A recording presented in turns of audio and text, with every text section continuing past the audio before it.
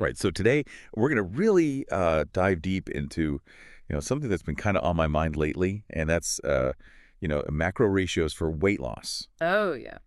And like anybody, you read so much about it, and honestly, it's overwhelming, right? Yeah, so much information out there. Luckily, we have our expert here to kind of guide us through this and really break it down. So we're going to be talking about finding the right macro ratios for your weight loss journey. It's an article by Shashank Agarwal, and he's got some really, really interesting points in here. Yeah, yeah, he does. He's got a lot of good points in this article. Yeah. And I think one of the most interesting things is that he kind of goes beyond that, calories in, calories out idea. Right. It's not just about eating less, but it's about really understanding how these different nutrients can actually impact your body's ability to burn fat, to, help regulate your hunger hormones. Okay, so hold on a second. Are you saying that, like, by changing the types of food I eat, I could actually, like, feel less hungry? Yeah. I mean, that kind of blows my mind a little bit because it seems like dieting's all about, like, fighting those cravings. Yeah, yeah, totally. Yeah. Totally. And to kind of understand that, I think it's helpful to kind of break down like what macros are and why they matter in the first place. Yeah, let's do that. So, I mean, you can think of macros as your body's main energy sources, and these are your carbohydrates, your proteins, and your fats. And each one plays a different role, and really the balance that you strike can make a big difference in your weight loss journey. So it's not just about starving myself. Right. It's about, like, picking the right fuel. Exactly, exactly. Picking the right fuel. Let's say you're, constantly craving sugary snacks. Yeah. What's happening there is your blood sugar is spiking and then crashing, and then leaving you feeling even hungrier. Right. And so that's really where adjusting your macro ratios can come in. Interesting. So the article talks about two main approaches, low carb and balanced. Where do we even begin with these? Like, how do we even, start to think about these different approaches? Well, the low carb approach has become pretty popular, and essentially, the way that it works is it kind of keeps your insulin levels low, which encourages your body to actually tap into its stored fat for energy. Mm. So the article recommends aiming for around 10 to 30% of your daily calories from carbs, about 40 to 50% from protein, and then 30 to 40% from fat. That sounds pretty strict. Yeah. Can you actually, enjoy food? I mean, like, is it all just like salads and protein shakes? Well, the article actually includes a sample meal plan. And you know what? It looks pretty Oh, delicious. really? Yeah. So, imagine starting your day with like an omelet loaded with veggies and feta cheese, or maybe for dinner you have some baked salmon with roasted Brussels sprouts and cauliflower rice. Okay, that cauliflower rice thing, I'm kind of intrigued. Yeah. But, doesn't cutting out carbs like that, doesn't that, like, deprive your body of, like, energy? Yeah, that's a really common concern. And while carbs are like our primary energy source, the low carb approach really focuses on sort of training your body to use fat as fuel. And so, what can happen is that you get those stabilized blood sugar levels, so you're not having those, energy crashes and those cravings that you mentioned earlier. So you're saying it's more about, like, shifting your body's energy source. That's kind of wild. Yeah, it's kind of cool. But, what about those of us like myself who we really love carbs? Yeah, carbs are great. I mean, is the balanced approach a better option? You bring up a great point. So, the balanced approach doesn't eliminate any food groups. It's really more about moderation and finding a ratio that feels sustainable, for the long term. So what kind of ratio are we talking about here? Yeah. So the article suggests a typical macro breakdown of about 30 to 40% carbs, 30 to 40% protein, and 20 to 30% fat. Okay, So you're still enjoying carbs, but it's, in a more controlled way. got it. So more like a balanced plate Mm-hmm. with a good mix of everything. What does a typical day look like on a balanced plan? Well, I mean, you could think of it as like, maybe for breakfast you have overnight oats with berries and a scoop of protein powder. Okay. And then for lunch, maybe a quinoa and grilled chicken salad with lots of veggies.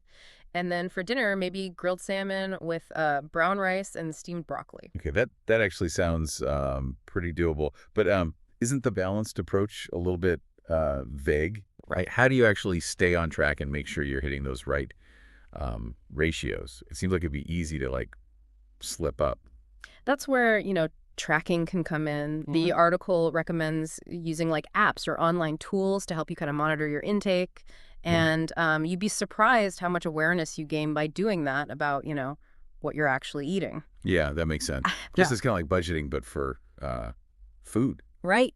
I actually I tried like a low carb diet once, Mm-hmm. and it was like super restrictive, Mm-hmm. and I ended up feeling totally drained, especially during like my workouts. Yeah. It's just like not enough energy. Yeah, and that's a really important point. And the author of the article, Shoshank, actually talks about his own experience with that. Okay. He found that like a super low carb approach, just it wasn't working for him while he was weight training. So what did he do? Like, did he just give up on the whole macro thing? No, not at all. He realized that individual needs can vary so much, and factors like your activity level and even how your body processes food, your metabolic response, can really influence what macro ratio works best for you. Wait, hold on a sec. What exactly does metabolic response mean? Is that like some fancy science term? It's simpler than it sounds. It basically means how your body, processes food. Mm, So some people, they naturally burn carbs more easily, while other people, they might do better with more fat in their diet. got it. You can kind of think of it like different car engines running on different types of fuel. Okay, that makes a lot more sense. Yeah. So are you saying there's like no one-size-fits-all approach to macros? Exactly. What works for one person might not work for another. Okay.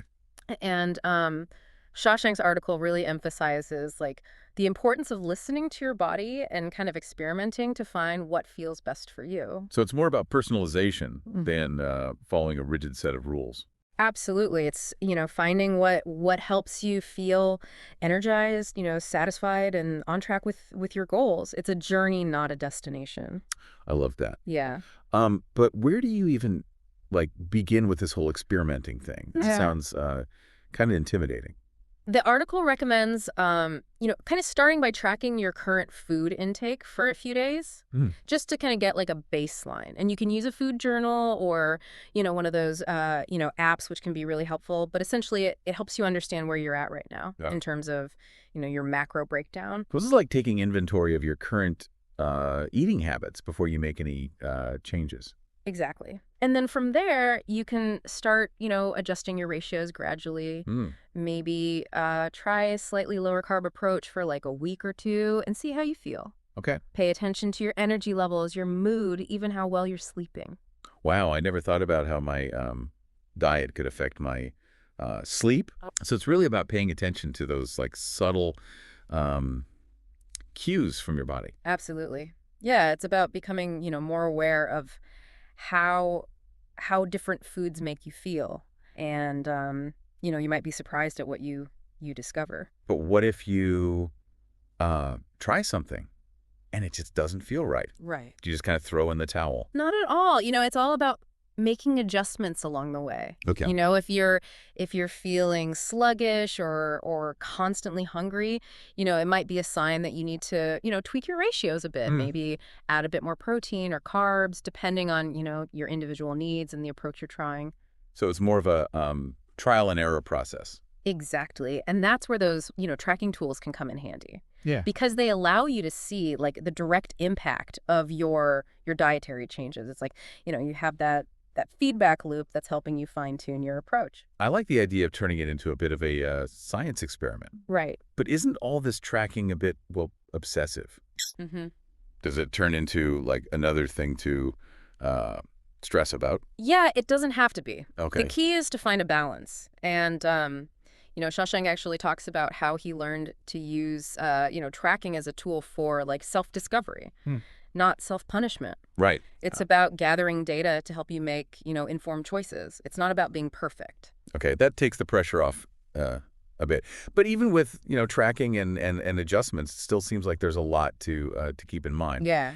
Any tips for like making this whole macro thing easier to manage in everyday life? Yeah, it can feel, like a lot, especially at first. Right. But one thing that really stood out to me in the article was Shawshank's emphasis on meal prepping. Mm. He talks about how, planning ahead and having those those healthy meals ready to go can really take the guesswork out of, hitting those macro targets. Yeah, it's like setting yourself up for success like before those cravings even hit. Right.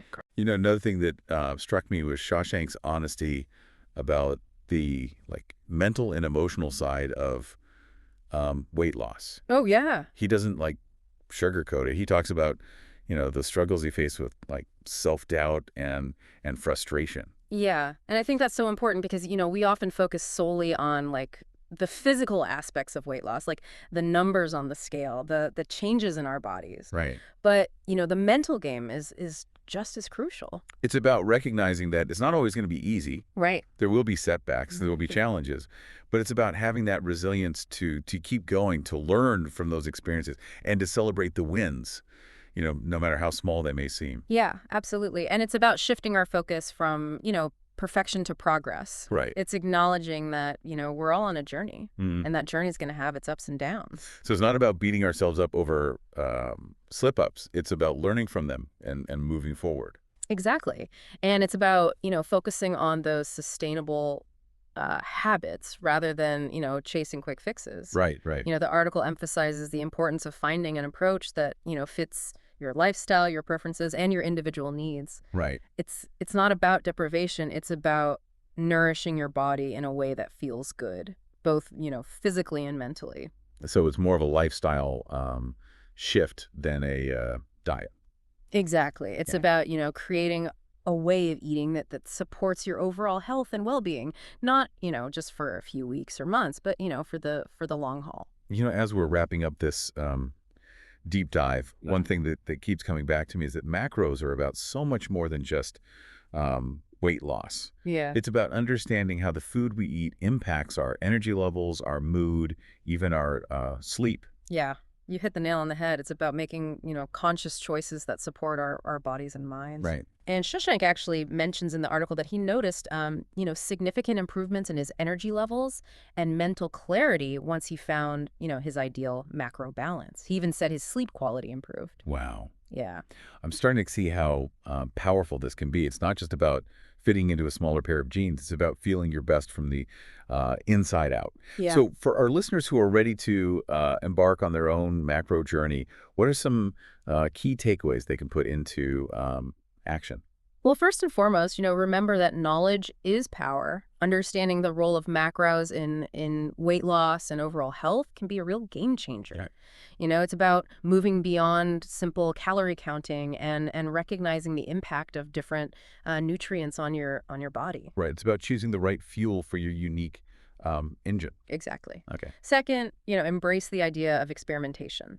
There's no, one-size-fits-all approach when it comes to macros. What works for your best friend, your coworker, or that fitness influencer you follow might not be the right fit for you. So it's about listening to your body and figuring out what works best for you. Precisely. Don't be afraid to, try different ratios, track your progress, and adjust as needed. Right. Think of it as a journey of self-discovery.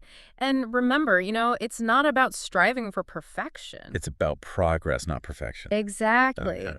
And finally, remember that this is about, more than just the number on the scale. It's about how you feel, how you perform, and how you experience life.